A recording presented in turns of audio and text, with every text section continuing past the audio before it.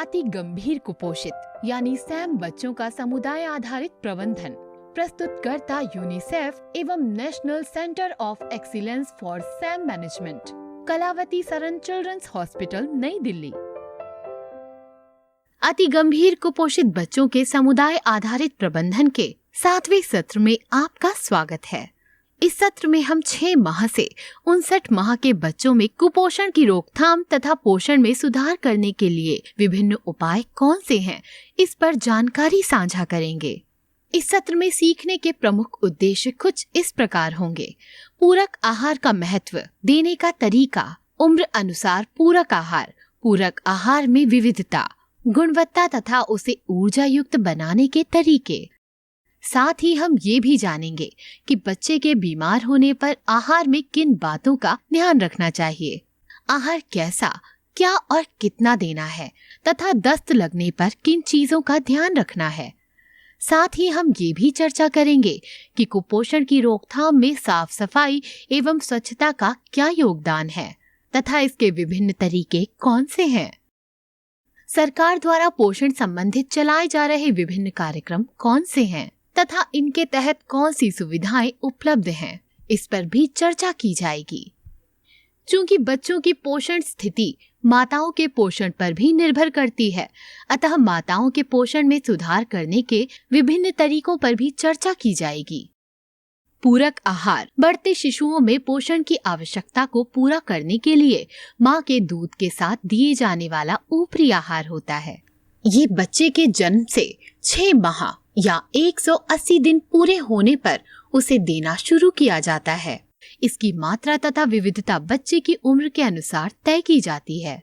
जैसा कि प्रस्तुत चित्र में दर्शाया गया है, ये 6 माह तक के बच्चे की ऊर्जा की आवश्यकता सिर्फ मां के दूध से ही पूरी हो जाती है, किंतु 6 माह के बाद जैसे जैसे बच्चे में वृद्धि होती है, वैसे वैसे उसकी उम्र के साथ उसकी ऊर्जा की आवश्यकता भी बढ़ती है, जिसे सिर्फ मां के दूध द्वारा पूरा नहीं किया जा सकता। ऐसे में बढ़ते बच्चे में बढ़ती ऊर्जा के अंतर को पूरक आहार द्वारा पूरा किया जाता है। पूरक आहार बच्चे में बढ़ती उम्र के दौरान उनकी पोषण तत्वों की आवश्यकता को पूरा करता है। पूरक आहार के सही समय पर शुरुआत करने से बच्चे के बेहतर विकास में सहायता मिलती है। पूरक आहार बच्चों में कुपोषण एवं अनीमिया यानी खून की कमी से भी बचाव करता है। साथ ही बच्चों के शारीरिक एवं मानसिक विकास के लिए आवश्यक पोषक तत्वों की कमी को भी पूरक आहार द्वारा पूरा किया जा सकता है। पूरक आहार देने का तरीका। पूरक आहार कितना देना है तथा कितनी बार देना है, ये बच्चे की उम्र के अनुसार तय किया जाता है। पूरक आहार देने के लिए विभिन्न खाद्य पदार्थों का इस्तेमाल करना चाहिए। इन्हें प्रस्तुत चित्र में दिखाया भी गया है, जैसे विभिन्न अनाज, दालें, दूध तथा दूध के उत्पाद, पशु से प्राप्त उत्पाद, हरे पत्तेदार सब्जियां, मौसमी फल इत्यादि। ध्यान रहे, पूरक आहार में उचित गाढ़ापन होना चाहिए ताकि बच्चे की पाचन क्रिया में कोई परेशानी न आए। पूरक आहार के लिए ताजे बने हुए भोजन का ही प्रयोग किया जाना चाहिए। साथ ही पूरक आहार बनाते अथवा बच्चे को खिलाते समय स्वच्छता का ध्यान अनिवार्य रूप से रखना चाहिए ताकि बच्चे को किसी भी प्रकार के संक्रमण का खतरा ना हो। जैसा कि हमने जाना, पूरक आहार की मात्रा तथा आवृत्ति बच्चे की उम्र पर निर्भर करती है। 6 माह से 8 माह की आयु के बच्चे के लिए पूरक आहार की मात्रा 2 या 3 चम्मच से शुरू करें तथा धीरे धीरे बढ़ाकर 250 मिलीलीटर की कटोरी के आधे हिस्से तक बच्चे को खिलाएं। यदि बच्चा स्तनपान कर रहा है तो मां स्तनपान जारी रखते हुए दिन में 2 से 3 बार, जिसमें नाश्ते में 1 से 2 बार बच्चे को पूरक आहार खिलाएं तथा उसकी मांग अनुसार स्तनपान कराएं। यदि बच्चा स्तनपान नहीं कर रहा है तो पूरक आहार दिन में 3 से 5 बार, जिसमें नाश्ते में 1 से 2 बार खिलाएं तथा साथ में बच्चे को 250 मिलीलीटर के कप में 1 से 2 बार ऊपरी दूध पिलाएं। 9 माह से 11 माह की आयु के बच्चों को 250 मिलीलीटर की कटोरी का आधा हिस्सा पूरक आहार खिलाएं। यदि बच्चा स्तनपान कर रहा है तो उसे प्रतिदिन 3 से 4 बार, जिसमें नाश्ते में 1 से 2 बार पूरक आहार खिलाएं तथा उसकी मांग अनुसार स्तनपान कराएं। यदि बच्चा स्तनपान नहीं कर रहा है तो उसे प्रतिदिन 4 से 6 बार, जिसमें नाश्ते में 1 से 2 बार पूरक आहार खिलाएं तथा साथ में 1 से 2 कप ऊपरी दूध पिलाएं। जब बच्चा 12 माह से 24 माह के आयु वर्ग में हो तो पूरक आहार की मात्रा 250 मिलीलीटर की कटोरी के आधे हिस्से से बढ़ाकर 3/4 हिस्से तक कर दें। स्तनपान करने वाले बच्चों को प्रतिदिन 3 से 4 बार, जिसमें नाश्ते में 1 से 2 बार पूरक आहार खिलाएं तथा उसकी मांग अनुसार स्तनपान कराएं। और यदि बच्चा स्तनपान नहीं कर रहा है तो उसे प्रतिदिन 4 से 6 बार, जिसमें नाश्ते में 1 से 2 बार पूरक आहार खिलाएं तथा 1 से 2 कप ऊपरी दूध पिलाएं। 24 माह से अधिक आयु के बच्चे के लिए पूरक आहार की मात्रा बढ़ाकर 250 मिलीलीटर की कटोरी का पूरा हिस्सा कर दें। बच्चे को प्रतिदिन 3 से 4 बार, जिसमें 1 से 2 बार नाश्ते के रूप में पूरक आहार खिलाएं। साथ साथ बच्चे की मांग अनुसार उसे स्तनपान कराएं। स्तनपान न करने वाले बच्चों को पूरक आहार के साथ 1 से 2 कप ऊपरी दूध पिलाएं। ये देखा गया है कि जानकारी के अभाव के कारण बच्चे को 6 माह की आयु का होने पर उसे दाल का पानी पिलाने की प्रथा प्रचलित है। ये बच्चे के लिए हानिकारक हो सकता है। ये एक गलत प्रथा है तथा इसे बदलने की आवश्यकता है। असल में 6 माह से 8 माह के बच्चे को मसला हुआ अर्ध ठोस पूरक आहार दिया जाना चाहिए, जो कि न अधिक पतला हो और न अधिक गाढ़ा हो। इसे जांचने के लिए पूरक आहार को चम्मच में भरकर जांचें। चम्मच को तिरछा करने पर पोषण आहार तुरंत नीचे गिरने के बजाय चम्मच में चिपक कर सहज ढंग से नीचे आना चाहिए, जैसा कि चित्र में दर्शाया गया है।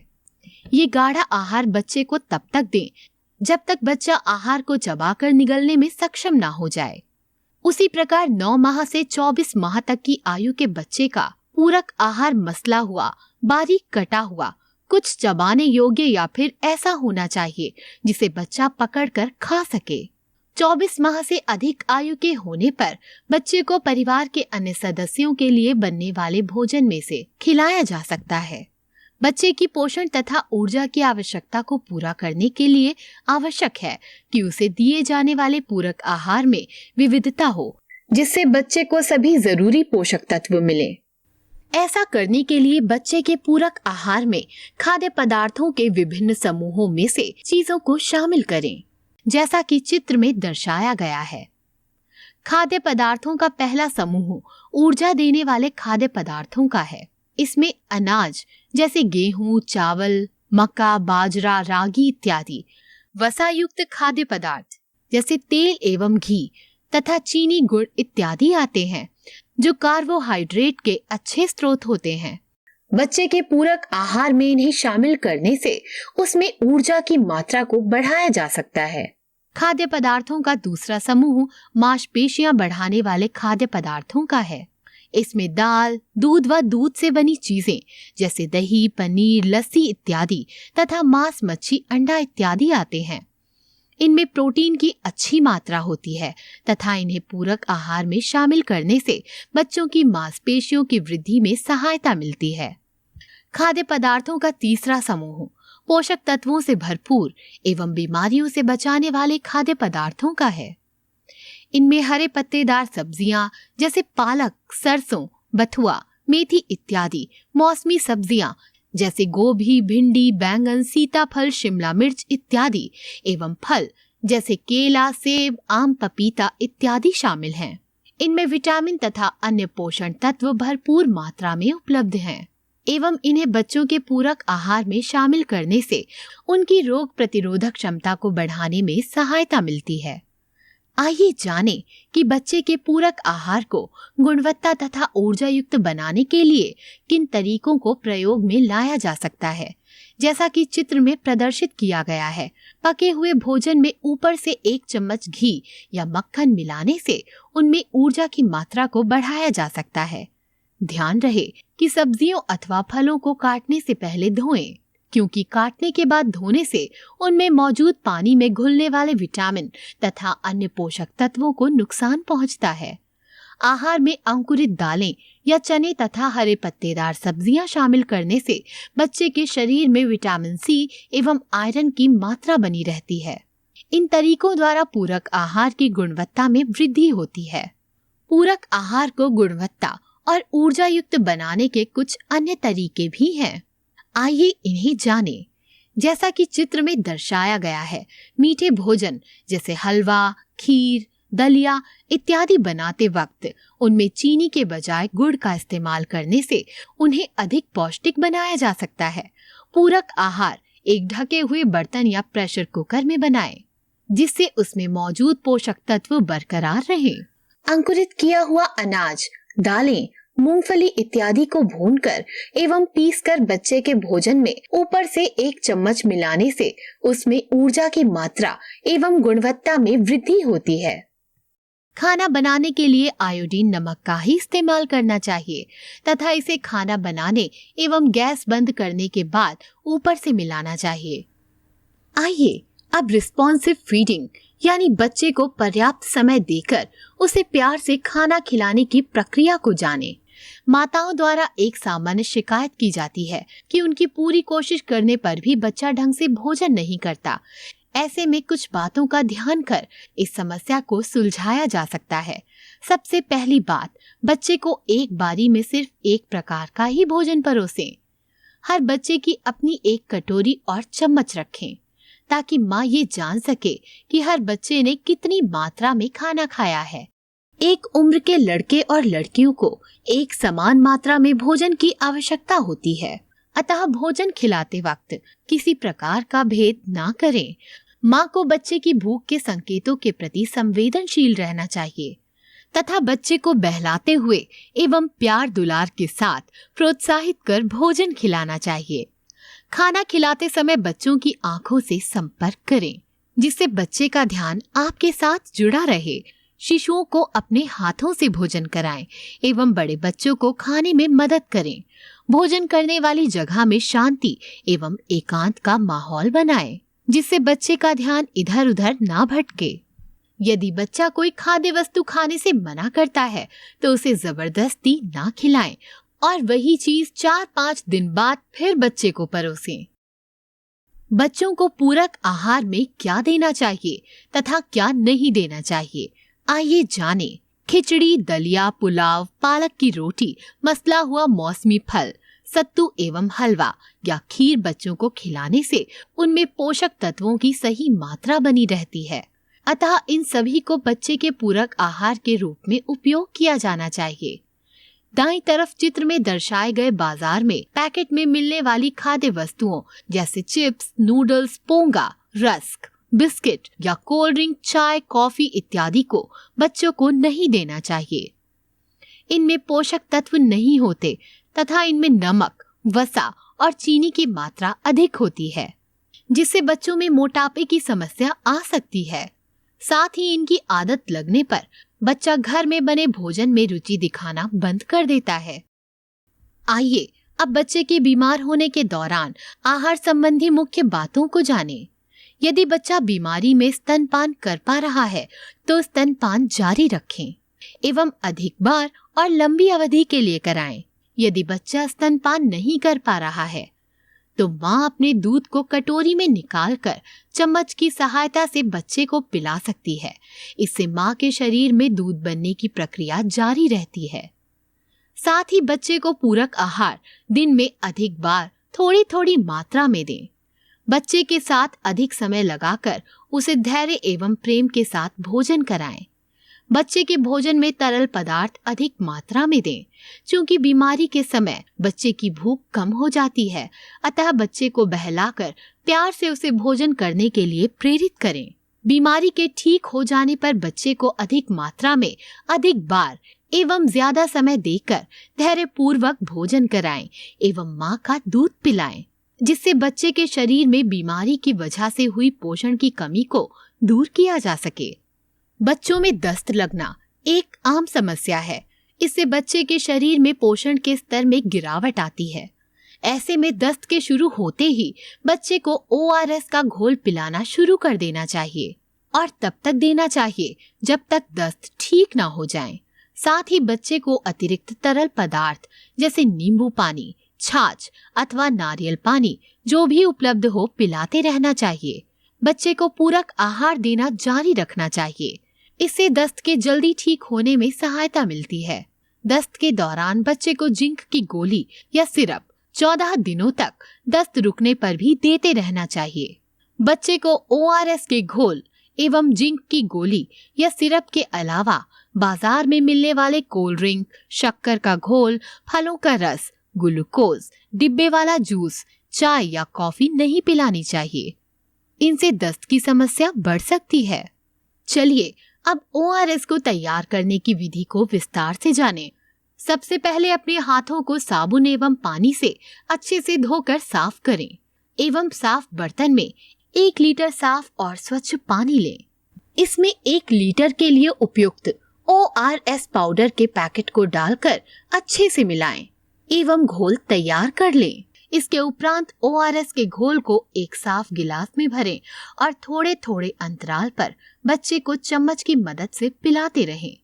साथ में जिंक की गोली अथवा सिरप बच्चे को 14 दिनों तक दें।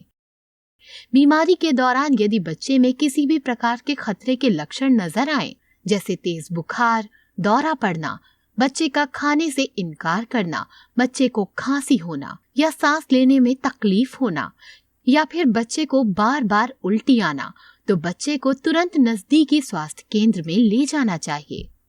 जैसा कि हम पहले भी चर्चा कर चुके हैं कि बच्चों में कुपोषण की रोकथाम के लिए खाना पकाते एवं खिलाते समय साफ सफाई एवं स्वच्छता का पालन करना बहुत महत्वपूर्ण है। इससे बच्चे को संक्रमण होने के खतरे से बचाया जा सकता है। ध्यान रहे कि माताएं खाना पकाने व खाने से पहले बर्तनों को साबुन और पानी से अच्छी तरह धोएं। खाना पकाने की जगह को साफ रखें, पके हुए खाने को ढक कर रखें एवं उसे 2 घंटे के अंदर ही बच्चे को खिलाएं। पीने के पानी को उबाल कर इस्तेमाल करें। इसे तब तक उबालें जब तक इसमें बुलबुले ऊपर की तरफ ना उठने लगें। पीने के पानी को ढक्कन से ढक कर रखें और हमेशा साफ एवं लंबी डंडी वाली करछी या कप की मदद से निकाल कर इस्तेमाल करें। खाना बनाने से पहले, बच्चे को खाना खिलाने से पहले, शौच के बाद, बच्चे या पालतू पशु का मल साफ करने के बाद हाथों को साफ पानी और साबुन से अच्छी तरह धो लें। साथ ही जरूरी है माताएं अथवा देखभालकर्ता अपने नाखून नियमित रूप से काटते रहें। जैसे अभी हमने चर्चा की कि खाना बनाने से पहले, बच्चे को खाना खिलाने से पहले, शौच के बाद, बच्चे या पालतू पशु का मल साफ करने के बाद एवं घर की साफ सफाई करने के बाद माताएं अथवा देखभालकर्ता अपने हाथों को साफ पानी और साबुन से अच्छी तरह धो लें।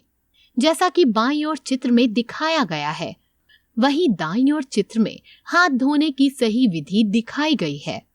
सबसे पहले हाथों को पानी से अच्छी तरह भिगोएं, फिर हथेली और हाथों पर साबुन लगाएं। इसके बाद हथेली, नाखून एवं उंगलियों के बीच की जगह को अच्छी तरह घिसें। फिर हाथों को साफ पानी से धोकर साफ तौलिए से पोंछ लें। आइए अब सरकार द्वारा चलाए जा रहे विभिन्न पोषण संबंधी कार्यक्रमों एवं सुविधाओं को जानें। बच्चों के पोषण के संबंध में सरकार द्वारा चलाए जा रहे प्रमुख कार्यक्रम हैं पूरक पोषण कार्यक्रम, सार्वजनिक वितरण प्रणाली जिसे PDS सिस्टम भी कहते हैं, राष्ट्रीय आयरन अनुपूरण कार्यक्रम जिसका अनीमिया मुक्त भारत कार्यक्रम एक हिस्सा है, विटामिन A अनुपूरण कार्यक्रम, राष्ट्रीय कृमि मुक्ति दिवस तथा राष्ट्रीय बाल स्वास्थ्य कार्यक्रम। इन कार्यक्रमों से जुड़कर माता पिता अथवा देखभालकर्ता बच्चों की पोषण संबंधी सुविधाओं का लाभ उठा सकते हैं। बच्चों का पोषण स्तर माताओं के पोषण पर भी निर्भर करता है, अतः माताओं के पोषण में सुधार संबंधित बातों को जानना भी जरूरी हो जाता है। गर्भावस्था एवं स्तनपान के दौरान माताओं को अतिरिक्त भोजन की आवश्यकता होती है, जिससे उन्हें एवं शिशु दोनों को सही मात्रा में पोषण उपलब्ध हो सके। अतः ये आवश्यक है कि गर्भावस्था के दौरान माताएं 3 बार मुख्य आहार लें व 2 बार नाश्ता करें। स्तनपान कराने के दौरान माताएं 3 मुख्य आहार लें तथा 3 बार नाश्ता करें। भोजन में विविधता बनाए रखें ताकि शरीर में सभी पोषक तत्वों की आवश्यकता को पूरा किया जा सके। माताएं अपने आहार में ऊर्जा प्रदान करने वाले खाद्य पदार्थ शामिल करें, जैसे अनाज तथा वसा युक्त चीजें। साथ ही मांसपेशियां बढ़ाने वाले खाद्य पदार्थ जैसे दाल, दूध व दूध से बनी चीजें तथा बीमारी से बचाने वाले खाद्य पदार्थ जैसे हरे पत्तेदार सब्जियां, फल इत्यादि भी शामिल करें। इसके साथ माताएं नियम अनुसार आयरन, फॉलिक एसिड और कैल्शियम की गोलियां लें। खाना पकाने के लिए आयोडीन नमक का ही इस्तेमाल करें। इसके साथ इस बात का भी ध्यान रखें कि उन्हें पर्याप्त आराम मिले। इसके अलावा माताएं ICDS के पूरक पोषण कार्यक्रम या टेक होम राशन के माध्यम से गर्भवती एवं धात्री महिलाओं को मिलने वाले राशन का सेवन करें। आइए अब इस सत्र के सारांश बिंदुओं पर चर्चा करें। इस सत्र में हमने जाना कि शिशु के 6 माह या 180 दिन की आयु के होने पर उसे ऊपरी आहार देना शुरू कर देना चाहिए। आहार का गाढ़ापन तथा प्रकार बच्चे की उम्र के अनुसार तय किया जाता है। बच्चे के आहार में विविधता होनी चाहिए ताकि उसे सभी पोषण तत्व प्राप्त हो सकें। माताएं अथवा देखभालकर्ता खाना पकाते समय एवं खिलाते समय स्वच्छता का पूरा ध्यान रखें। बीमारी के दौरान स्तनपान जारी रखें तथा बच्चे को दिन में अधिक बार थोड़ी थोड़ी मात्रा में आहार खिलाएं। दस्त शुरू होते ही बच्चे को ORS का घोल पिलाना शुरू करें तथा जिंक की गोली या सिरप 14 दिन तक दें। यदि बच्चे में खतरे के कोई भी लक्षण नजर आए तो तुरंत उसे नजदीकी स्वास्थ्य केंद्र पर ले जाएं। माँ और बच्चे को सरकार द्वारा चलाए जा रहे पोषण संबंधी कार्यक्रमों से जोड़ने का प्रबंधन करें। गर्भावस्था और स्तनपान के दौरान माताएं अतिरिक्त भोजन का सेवन करें। चलिए अब अभ्यास के द्वारा इस सत्र में दी गई जानकारी को और पक्का कर लेते हैं। पहला प्रश्न है, पूरक आहार की शुरुआत कब करनी चाहिए? A 5 माह पूरे होने पर, B 6 माह पूरे होने पर, C 7 माह पूरे होने पर तथा D 8 माह पूरे होने पर। दूसरा प्रश्न है, 7 माह के स्तनपान करने वाले शिशु की पूरक आहार की आवृत्ति कितनी होनी चाहिए? A 2 से 3 बार भोजन प्रतिदिन, नाश्ते में 1 से 2 बार। B 3 से 4 बार भोजन प्रतिदिन, नाश्ते में 1 से 2 बार।